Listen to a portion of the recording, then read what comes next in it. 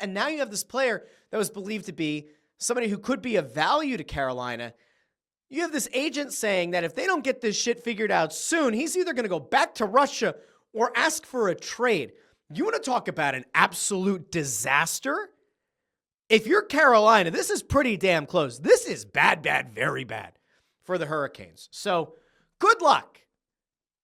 Now, I'm not going to take the gratuitous shot that I could. I'm not going to take the gratuitous shot about this is what happens when you take a blogger and turn them into a front office executive. I'm not going to do that. There are people who are. And listen, this guy has found success. Tulsky has found some success in this league. So he's not an idiot. But there are questions about whether or not like he has social emotional intelligence and like whether or not he understands how to deal with human beings and that like the game isn't a fucking spreadsheet, which in fairness, if you had read some of his stuff as a blogger, he very much looks at spreadsheets. He very much presumably looks at a lot of fucking spreadsheets and graphs and is very analytically based. But like at some point you have to look a human being in the eyes and try to find some kind of connection with them. And for better or worse, it sort of feels like he's not there.